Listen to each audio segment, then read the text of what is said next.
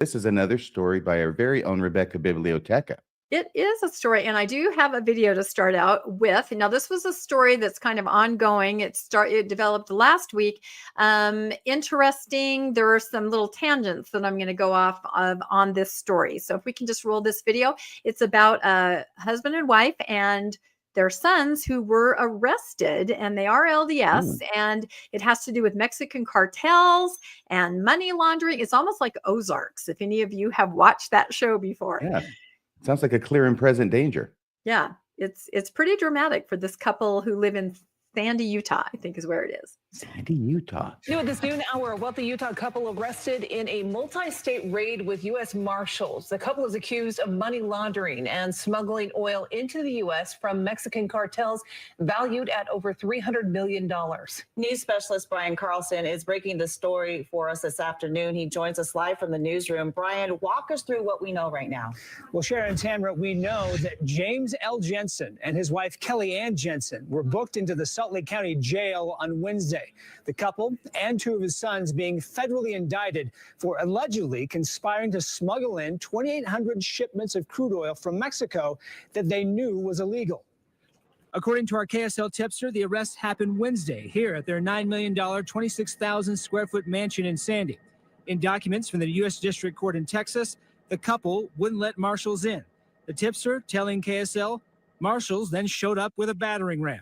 The indictment reveals James and Kelly and two of his sons, Max and Zachary, conspired to launder proceeds from sales of illegally imported crude oil. The payments for this crude oil were directed to businesses in Mexico that operate only through the permission of Mexican criminal organization, and that James Jensen was aware that the payments he made were going to these Mexican criminal organizations. The couple's arrest happening the same day as a raid on his company, Arroyo Terminals in Rio Hondo, Texas, near the Mexican border, being reported by multiple Texas news outlets. U.S. District Court ordering the Jensens to forfeit any money gained from the smuggled oil, including his company, this additional home listed for the family in Draper, as well as bank accounts, oil tankers, and new cars, totaling $300 million. James was scheduled to be released from jail this morning under GPS surveillance. Our photojournalist in the neighborhood saw him back at home earlier this afternoon. We expect to learn more from the U.S. Justice Department in the coming days. In the newsroom, Brian Carlson, KSL 5 News. Brian Carlson, totally wearing garments. Exactly. Yeah. So this is just a crazy story, but there are really interesting elements to it. I will say that battering ram as they, burst into that mansion, the couples, even my dogs are excited about it. The couple says, of course, that they were trying to open the door, and at that moment they burst in. So there's a little confusion there as far as we're just unlocking the door. Yeah, we were just struggling with the little so anyway, interestingly, it looks like the two sons who are adults and help out, one owns part of the company and one's a marketing person. They were arraigned, am I using this correctly, in Texas. And the parents went before the judge in Utah. And so this is where I thought the story got kind of interesting. So it says the two brothers were charged in Arroyo Terminals, that's the name of the company case, pled not guilty on Tuesday. Maxwell Sterling Jensen, who co-owns the company with his dad, and then Zachary Golden Jensen, who handles the marketing and the business development for the company, pleaded not guilty on Tuesday afternoon. Their attorney, last name of Guerra of Brownsville, who represents Maxwell, did not make any comment at that time. Now, Maxwell and Zachary, these are the brothers, returned to court on Tuesday wearing orange jail uniforms and silver handcuffs. Their grandfather, Gordon, and their brother, Tyler, watched from the gallery. Assistant U.S. attorney who is prosecuting the case asked the U.S. magistrate judge to hold Maxwell, that's the brother that owns part of the company, without bond. Maxwell worked closely with cartel-affiliated businesses and had developed connections in Mexico. He also frequently traveled to the Bahamas, where the Jensen family owns a home and maintains bank accounts. The attorney representing Maxwell said, but my client is a hardworking father of 5.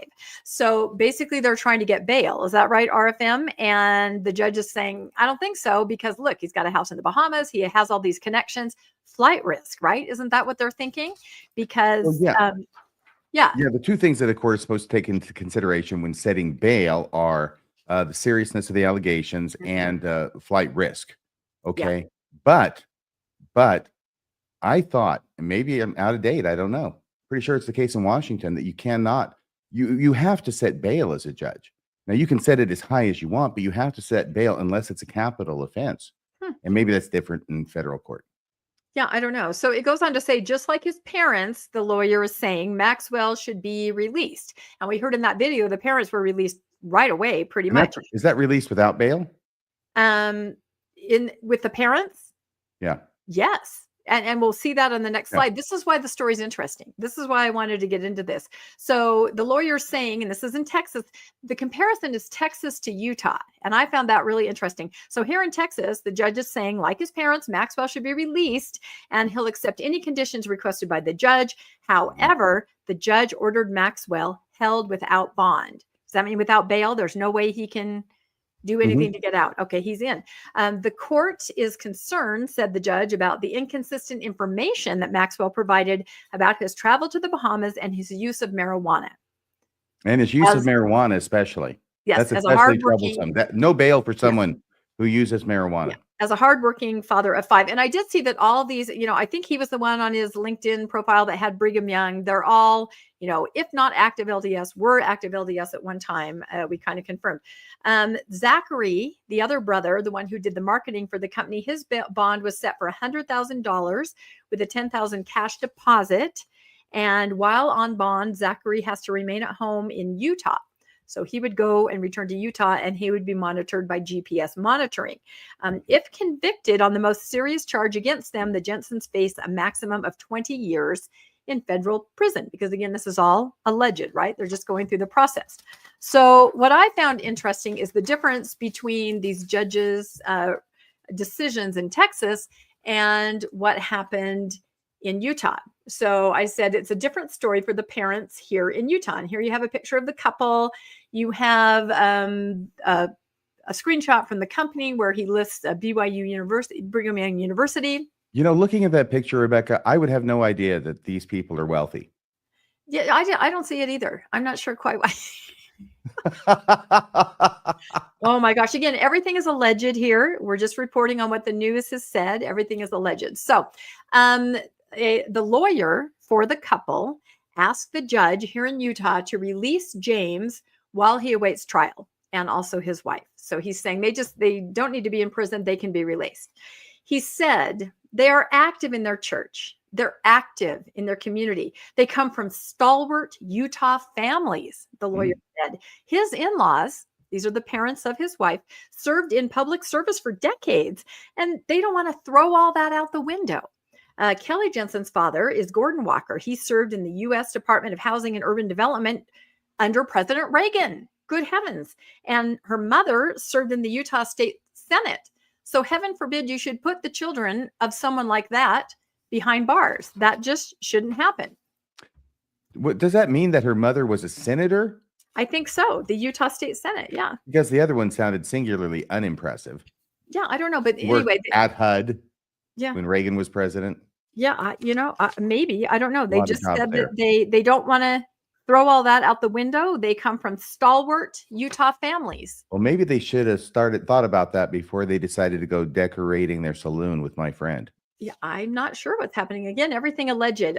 He then, the judge, Dustin Peed, the chief magistrate judge for the District of Utah, released James and Kelly Jensen without any kind of bond.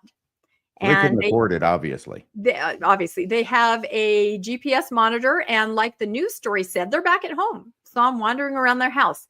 And he said, I am counting on what your attorneys have said here today, that you are the upstanding people that your attorneys say that you are. Which seems very strange. I don't know. Do judges usually say that, RFM, to somebody? I'm counting on what your attorneys... I was looking over here at this picture on the right where apparently they're in Egypt on camels. So this must have been in 2020. Mm-hmm. And you can see they have, throughout their Facebook, they have all of the church filters that you put on. This is the worldwide fasting and prayer, so they're very... That was 2020, right? I think it was. I think it was. I don't know if that was the first one or the second one, but they were both about as effective. Yeah, exactly. So I just found that extremely I'm sorry, interesting. you were asking me a question. I apologize. Pete is the judge, and he says, I'm counting on what your attorneys have said here today, that you are the upstanding people that your attorneys state that you are. Yeah. Judge. Yeah. They would say that all day long if they had the chance. They would. Interesting. And so they take church activity and heritage of your parents into consideration when you let someone go home or decide if they're going to be in jail. Well, it's a judge's way of tacitly shifting blame onto the lawyer if things go screwy. I see. Well, and I just had to get a little snarky and think about people that were recently in the news who also were active temple recommending people. Pretty sure you recognize all of them. These are good people.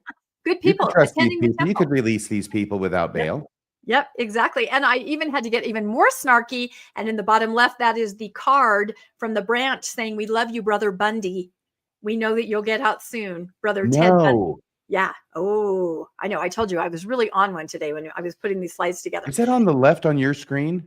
It's on the bottom right on my screen. Yeah, that's where it is on my screen too. It's a card from the branch supporting Brother Ted Bundy as he was called into court because he was such a good active member. Anyway, we'll see what happens. But here's what I think is interesting. So this question was raised right away. When you hear about somebody allegedly money laundering and you know they're active LDS, what do you think about right away? Money laundering? I did. I thought about tithing. They must be paying of course, yes. millions of dollars of tithing. This is what came to my mind right away. So somebody on social media said, Brother James L. Jensen and his wife Kelly and 2 sons are active LDS according to his lawyer and under indictment for laundering some $300 million of stolen oil products for the Mexican cartels. Would you expect the church to refund 30 million dirty cartel tithing cash? Oh, yeah. Would you expect them to refund it? Might the government go after the filthy lucre pending a guilty verdict? Is this a case of laundering for the Lord? And that just got me thinking, what does happen when there's some kind of ill-gotten gain? It's been tithed. The church has it. Do they voluntarily give it back? So I decided to kind of look into it a little bit. I tried to find out, is there certain kind of income or money that the church will not accept? And I thought it was pretty clear cut, but there was nothing in the church handbook on it. I did find something, it was in an LDS Living article saying they were quoting Howard W. Hunter in a manual about tithing, but I couldn't specifically find it. But in the LDS Living article, it says the only kind of increase the Lord wants nothing to do with is the kind that comes from forbidden places, like gambling, that would include a lottery, extortion, interesting, etc. The church will not accept money from these sources. So that's interesting. If you win the lottery, they're not going to accept it. However, in my search on this, I did find faithful threads where people had won money in lotteries and they found ways to pay their tithing. They bought land with the winnings and they donated it to the church. There's a workaround. You can pay tithing if you want. Even I would have thought if you don't want it, I guess I'll have to keep it all. I guess you'll have to keep it all. Yeah. So if you don't want to pay your tithing, go win a lottery, gamble, or participate in some extortion. Anyway. Or you could smuggle oil. So I thought about a story that I had seen probably like 7 years ago where I thought, I know I've heard this, where the church gave some money back when there was some kind of court case. So I found this headline, LDS Church will return tithing. Donated my man who defrauded 5,400 victims. And this was somebody that stole out of people's retirement accounts. I mean, the stories are just tragic as you go through. So I thought, well, that is so kind of the church to give this money back when it was ill-gotten, it was illegal, and the person paid tithing on it. It's so nice of them to give it back. I should have read more closely, and I did. It said, this is from 2017. It says the LDS Church will return $150,000 of tithing paid by a man who pleaded guilty to taking nearly $25 million from these victims, from their retirement. That's not a fair and honest tithing. Oh, no. You'll see. Who does this guy think he is? A former CNBC guest expert on wealth management, Curtis DeYoung of Draper, took the money from individual retirement accounts. He was sentenced to 10 years in prison. Again, this is, like 8 years ago, and ordered to repay all the money.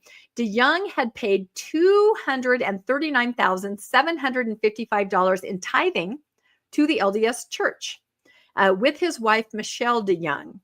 Now, she was not charged, but the Securities and Exchange Commission named her in a suit seeking to recover the funds from the American Pension Services, which she owned with her husband. So she was not found guilty. She was not sent to jail. They paid tithing together, and she was a co-owner in the company. You can probably see where this is going. The court-appointed receiver to recover the funds, and you can probably explain what that is, RFM, somebody that is the one that works to get monies back. Is that right? When they're Yeah, owed? it'd be like in a case where you got custody of kids and the guardian ad litem is appointed. It's sort of Right. like the person is appointed in order to administer and oversee Right. the whatever the financial transaction is that the court has ordered. Exactly. So much for me thinking the church is just going to give this money back. Already in this sentence, there has to be a receiver who's trying to recover funds. And the receiver sued the church for the return of the tithing donations. They didn't Now, just give it back? they did not just give it back. They tried Oh. to hold it. They had to be sued to return that. I know, I was so disappointed. I read that headline and I really thought, not doing something good. As you can imagine, when the church is asked to return tithing funds, there's an existing careful process for doing so, said Which church means you've got to spokesman get it Eric out of our Hawkins. cold, dead fingers. Pry it. That's why I have that picture there. Yeah. And this was back when Eric Hawkins was the church spokesman, who Aaron Sherinian replaced. That looks in like this- Ed Goebel. It does kind of. In this case, there had been it complicated by the fact that there was a request for the return of tithing from a family member who did not plead guilty to the charges. Mhm. So you see what I mean? It's a husband and wife paying tithing together on ill-gotten gains, but because she wasn't charged, they're saying, she's not guilty. We can keep this money. So it takes time and discussion, but the church has cooperated fully in the negotiation of the settlement, right? Mhm. Jeez. So in federal court, the church argued that any amounts tithed by Michelle DeYoung were not recoverable and that the receiver would need to show that each transfer of money from APS to the DeYoungs was fraudulent. So it sounds like they're working pretty hard to keep that money, which just absolutely floors me when you see 5,400 people that have significantly reduced retirement accounts because of Yes. this scenario. And they're probably all LDS. This all happens with affinity fraud. It also said it would violate the established clause of the First Amendment for the court to assess the value of personal and spiritual benefit received by the DeYoungs in connection with the donation. So this is kind of a precursor, right, to all these tithing suits. The Yeah, right. spiritual benefit, exactly. The church and the receiver agreed to $150,000, a settlement in the U.S. District Court, and that was settled, like I said, Judge Robert 8 years ago. Shelby. Yeah. So I just have to question this. Okay. So I You just thought already this- did the math. I was going to ask Yeah. about that. What yeah, is the no, math on that? me. I did the math. I had to do the math because I don't even know what the legal cost to defend this was. But they had to give up $150,000. So the estimates of annual tithing contributions are 5.5 to 6.5 million. Billion. This translates to roughly 4.5 to 5.4 million per hour, or 75 to 90,000 per minute. 2 minutes, and the church has already made as much money as they, begrudgingly gave back. I think that's more than John DeLynn makes. Maybe just slightly, but I just have to say, I think this was to set a precedent. We do not give it back. If it was paid from a fraudulent organization, we don't give it back. And flash forward 8 years, we're not going to give it back if we ourselves are accused of fraud. I think it had to be to set a precedent. So Did you do any more math, Rebecca? I didn't do any more math. No, Because what I I was just thinking was they got 150,000, and how many victims were there? 5,400. 5,400? Yeah. This was massive. This was a massive fraud, mostly of LDS people, elderly with retirement accounts that he was managing. So 150 divided by 5 is going to be 20, 30. So they're going to get what? I don't know. Yeah. $300 each? Is it, Yeah. or is it 3,000? I'm not sure. The bottom line is the headline that said the church gives it back. They didn't want to give it back. They had Yeah. to be dragged into court and probably spent that much in legal fees to be told they had to give it back. So anyway, we'll watch this story. Again, everything allegedly about the Jensen family, we don't know. We're just reporting from the news, and we'll keep an eye out. It's kind of interesting. John DeLynn says he heard that. I am the mouth that roared. Yeah. Happy All to right. have you on board, Dr. DeLynn. That's right. I think that's all I have. Let me go forward. Yep, that's it. I think we're up to Bill's. Whoa, whoa, This is- whoa. Yeah. What is this headline? Yeah, Is this no, a this story is about you, Bill? Yeah. It's not. I did want to comment on Rebecca's story really quick. Yeah. Number one, the halo effect. This is a psychological phenomenon where you are trained to see something positive, attractive in another person, and that then influences you about them being good. So, for instance, when Mormon judges let Mormon people off easier because they see another Mormon on the other side of the courtroom, and that person has, because they're Mormon, they couldn't possibly have done the things that they're claimed to have done. So I thought that was interesting. And then I thought this was interesting. LDS Church will return tithing donated by man who defrauded 5,400 victims. And I thought, if those tithing lawsuits went just a little bit different, LDS Church will return tithing donated by church who defrauded millions of victims. would have been a good headline. Yeah. If that had happened, because the LDS Church, by its very definition of what it did in the SEC, as well as dozens and dozens, I think it's close to about 100 instances where you can clearly show that they were deceitful, deceptive, dishonest, lying. The LDS Church is returning money of something in which it does itself and collects money for. I think that's sort of strange, but anyway, Mormonism always wins when it comes to the money. It does. And we'll find out. Allegedly, these people, we'll see what happens.